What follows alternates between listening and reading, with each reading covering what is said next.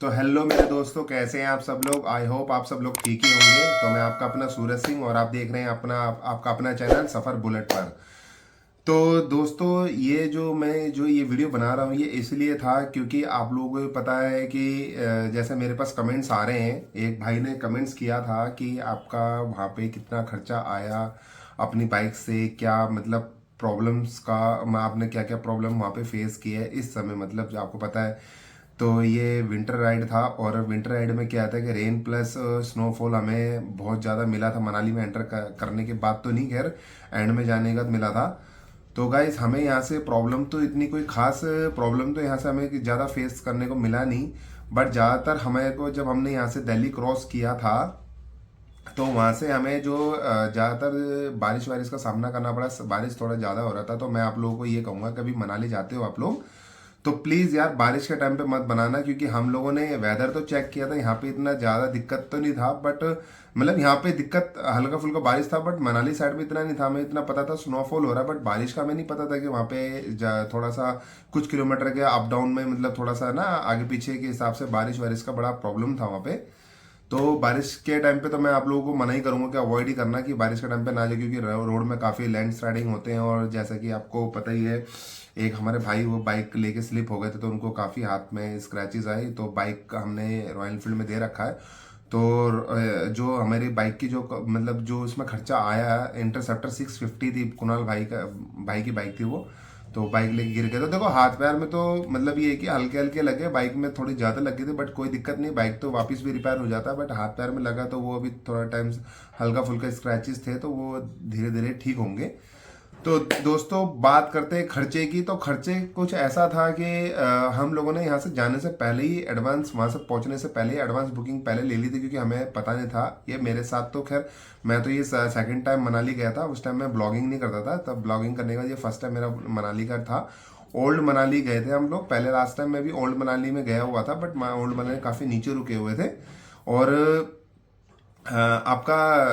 मैं ये बताना चाहता हूँ कि अगर आप लोग अगर वहाँ जाते हैं तो मेरा जो खर्चा आया, तो खर्चे की बात करते हैं गाइस। तो यहाँ से हमारा जो होटल हमने बुकिंग करी थी वो 4500 का हमने पहले ही बुकिंग कर रखा था, 4 बंदों का। तो 5 बंदों का बुकिंग था। वैसे तो वहाँ पे जो बेड था, आपको पता है बेड के ऊपर बेड जो होता है ना होटल के अंदर, बेड के ऊपर बेड करके पूरा अरेंजमेंट था वहाँ पे। तो हमने एक पूरा होटल अपना एक रूम बुक किया था जिसके अंदर 3 बेड लगे हुए थे। तो बेड के ऊपर बेड लगने से क्या होता है कि 6 बेड हो जाते हैं। तो हाँ, 6 बेड थे, तो उसमें से हम 4 लोग जा पाए थे। एक भाई हम जा नहीं पाए थे कि फैमिली प्रॉब्लम की वजह से। तो चलो कोई नहीं, बट हमारा जो खर्चा आया वो 4500 रुपये हमारा रूम का खर्चा था। और 4500 रुपये रूम का खर्चा था। और हमारा जैसे मेरे किसी काफ़ी भाइयों ने कमेंट्स में पूछे हैं कि भैया आपका कितना खर्चा आया, तो मैं आपको बताता हूँ। हमारा जो खर्चा आया भैया यहाँ से मैं अपनी 411 का खर्चा बताता हूँ, और इंटरसेप्टर का भी मुझे पता है और सब भाइयों को पता है। तो 3 से 3.5 हज़ार का खर्चा मेरा जो पेट्रोल का खर्चा आया गाइस, मैं आपको बताता हूँ क्यों। क्योंकि यहाँ से मैंने जाते समय 1000 रुपये का पेट्रोल फ्यूल करवाया था। फिर हज़ारों का पेट्रोल फ्यूल करवाने के बाद हमने जब चंडीगढ़ में एंटर किया तो मैंने काफ़ी मतलब मेरे तो काफ़ी मतलब पेट्रोल का फ्यूल तो काफ़ी ज़्यादा था, फिर भी मैंने 500 का डलवा लिया। 500 का डलवाने के बाद 500 के यहाँ डलवाने का, फिर 500 का मैंने डलवाया था मंडी पे, क्योंकि पेट्रोल जैसे आपको पता पहाड़ों में बाइक की स्पीड कम होती है और पावर ज़्यादा लगती है, तो फिर चढ़ाई के टाइम पे तो पेट्रोल यूज़ होता ही है। फिर जो मैंने 500 का पेट्रोल डलवाया था वो डलवाया था मंडी में। तो मेरा 2000 रुपये का पेट्रोल जाने में लगा था, बट आने में मेरा जो पेट्रोल दोस्तों मेरा जो पेट्रोल लगा वो लगा 800 रुपये का। मैंने रिटर्न में डलवाया था। रिटर्न में तो थोड़ा ओल्ड मनाली जो न्यू मनाली था उससे भी आगे आगे कुल्लू के पास आके हमने डलवाया था 800 रुपये का। तो मेरा फ्यूल जो टैंक फुल, क्योंकि आपको पता पहले भी डलवाया था तो उसमें पहले भी पेट्रोल था, रिजर्व लगा नहीं था, तो 800 रुपये का पेट्रोल लगा। तो 800 रुपये का पेट्रोल वो लगा, 2800 ये हो गया। फिर रिटर्न आते समय मतलब 500 रुपये का पेट्रोल और डलवाना पड़ा। 500 का पेट्रोल डलवाया तो मतलब ये मान लो आप 2800 प्लस मेरा 3500 रुपये मान के चलो। 3500 रुपये का मेरा पेट्रोल लगा, इतना मुझे पता है। और 3500 का मेरा पेट्रोल लगा, और 3000 का प्रतीक भाई का लगा, क्योंकि थोड़ी उनकी बाइक पुरानी भी है। और मेरा है 411 मतलब 400 सीसी मान लो, स्क्रैम हिमालयन जो है। और कुणाल भाई का 4000 का पेट्रोल लगा, क्योंकि उनका 650 सीसी है। कुछ पेट्रोल पहले भी था उनकी बाइक में तो उनका थोड़ा ज़्यादा लगता, बट उनका जो कैलकुलेशन बताया कि 4000 का उनका पेट्रोल लगा। और खाने का तो खाने का खर्चा ऐसा था दोस्तों कि मतलब अगर मैं आपको पर हेड अप्रोक्स बता दूं, पर हेड तो 6,000 के आसपास, 6 से 6,500 के आसपास पर हेड खर्चा आया है। पर हेड खर्चे में क्या था कि क्योंकि एक भाई गए नहीं थे तो हमें उनका जो होटल का था वो आपस में इंक्लूड करना पड़ा, तो हमने आपस में डिवाइड कर लिया था। तो वैसे अगर आप लोग जाते हो वहाँ पे तो प्लीज़ अगर आप जाते हो तो यहाँ से बुकिंग करके मत जाना, वहीं जाके बुक करा लेना, क्योंकि जब बुकिंग आप करवाते हैं एडवांस में पेमेंट देनी पड़ती है। और हमने एक दिन पहले होटल छोड़ने की वजह से हमें जो 4500 रुपये हमने जो बुकिंग किया था वो हमने किया था 3 नाइट्स के लिए, ठीक है। बट हम 2 नाइट्स के अंदर ही अंदर, मतलब जैसे आज हम पहुंचे और आज हमने एक दिन का स्टे कर लिया नाइट का, फिर एक दिन अगले दिन स्टे कर लिया, फिर उसके नेक्स्ट डे अर्ली मॉर्निंग हम निकल गए दिल्ली के लिए, क्योंकि वहाँ से जो वेदर दिखा रहा था वो दिखा रहा था कि आज का वेदर क्लियर है, और 2 दिन के बाद फिर जो है, एक दिन के बाद आज का वैसे वेदर क्लियर होने के बाद अगले दिन का दिखा रहा था कि हेवी स्नोफॉल और रेन का दिखा रहा था। तो मेरा जो खर्चा आया हमारे ग्रुप में, मैं 4 लोगों के साथ गया था और बाइक ज़्यादा कुछ नहीं था, हेवी भी नहीं थी। कुणाल भाई की 650 थी, मेरी 411 थी, एक प्रतीक भाई उनके अपाचे 200 थी, और एक सुजुकी जिक्सर 150 cc थी। तो उस भाई का 2,000 का पेट्रोल लगा जिसका सुजुकी जिक्सर था, और प्रतीक भाई के पेट्रोल 3,000 का लगा, 3,000 3200 के आसपास, क्योंकि उनकी बाइक थोड़ी पुरानी भी हो गई तो इस हिसाब से थोड़ा ज़्यादा पेट्रोल भी लेती है, तो 200 cc में उनका उतना लगा। और मेरा 3,500 रुपये का पेट्रोल लगा मेरा 411 में, क्योंकि मैं फर्स्ट सर्विस करा चुका था, थोड़ा एवरेज वेवरेज मिल जाती है। और कुणाल भाई का 4,000 का पेट्रोल लग गया। और दोस्तों, और उसके बाद हम जब इधर उधर गए तो घूमा फिरा, तो हमने तो एक दिन के लिए टैक्सी बुक कर ली थी, 1,000 रुपये में हमें नेहरू कुंड तक लेके गए थे, क्योंकि सोलांग वैली और उसके आगे अटल टनल और रोहतांग पास इस तरफ तो कहीं जाने को मिला नहीं, क्योंकि वो कह रहे थे आप रुद्र ये जो वो नेहरू कुंड है उससे ऊपर जा भी नहीं सकते, लैंड स्लाइडिंग भी हो रखी, 2 दिन पहले लैंड स्लाइडिंग हुई थी बर्फ़ की, तो वहाँ पे जाने को मिला नहीं हम लोगों को। तो बाकी तो सब अच्छा था। और देखो यार, आप भी जानते हो राइडर्स का तो ये होता है, अगर घर से निकलते हो तो जरूरी तो नहीं है ना यार कि मतलब आपको हर एक चीज़ फेस करना पड़ता है वहाँ पे। जैसे कुणाल भाई हमें गिरे और बहुत ज़्यादा, अगर वो वीडियो बनाते तो शायद आपको दिखाता भी मैं। तो जब कुणाल भाई गिरे तो उस टाइम बहुत तेज बारिश भी हो रही थी, और यार हम गए भी, मतलब मुझे ऐसा लगता है कि हम थोड़ा गलत टाइम पे चले गए, क्योंकि बारिश के टाइम पे यार इतना ऐसी जगह अवॉइड करनी चाहिए। और यार मतलब बहुत ज़्यादा लैंड स्लाइडिंग था, मतलब बहुत ज़्यादा देखा यार मैंने तो, मतलब मैंने तो सोच लिया कि यार विंटर राइड भी करो ना तो ऐसे टाइम पे करो जब बारिश वारिश का ना हो, और वेदर देख के जाओ। मैं तो कहता हूँ आप लोगों को वेदर देख के ही जाना, किसी भी जगह पे जाओ, पहाड़ में कहीं भी जाओ तो प्लीज़ वेदर देख के जाना, क्योंकि यार वेदर में आपके लिए मेन है। आप वेदर के हिसाब से चलते हो, क्योंकि अगर आप भीग जाते हो, मतलब बुखार भी हो सकता है, कुछ भी, मतलब कोई भी प्रॉब्लम आ सकती है। तो कोशिश ये करें कि ऐसी जगह में जब भी जाओ तो हम प्रिपेयर तो थे, बट हमें नहीं पता था कितना ज़्यादा प्रॉब्लम होगा वहाँ पे। तो किसी भाई ने जो मेरे से पूछा था, उन भाई ने बताया भी था, ड्यूक उनका 390 है, 390 ड्यूक है। उन्होंने बोला एसेसरीज के लिए। तो भाई मैं आपको बताना चाहता हूँ, एक मेरे फ्रेंड है और अमर ऑटो करके है, उनका नंबर मैं डिस्क्रिप्शन में डाल दूंगा। वैसे तो मैंने उनसे क्रैश गार्ड उनके पास है, काफ़ी ब्रांड के हैं, क्योंकि हमारे जितने भी राइडर्स हैं, मेरे हेवी राइडर्स का ग्रुप है, जैसे कि मैंने को बता रखा, तो हमारे सारे दोस्त उन्हीं भैया से शॉप से रिपेयरिंग भी करवाते हैं। उनका मालवीय नगर में शॉप है। उनकी शॉप का एड्रेस प्लस उनका कॉन्टैक्ट नंबर मेंशन कर दूंगा। किसी भाई को अगर एसेसरीज के लिए, किसी भी चीज़ के लिए, लाइट्स के लिए, कुछ भी चीज़ के लिए, मैंने देखा है उनके पास जितना कोरल बाग में काम होता है वो सारा सामान उनका अवेलेबल रहता है। और इनकेस ना भी हो तो आपको अवेलेबल करा देते हैं, क्योंकि उनसे मैंने एक टैंक बैग के लिए बोला हुआ है जो चोपड़ा पे बहुत ज़्यादा कॉस्टली पे है, बट वो उनसे आप उनसे रेट ले सकते हो। मैं उनका कॉन्टैक्ट नंबर डाल दूंगा।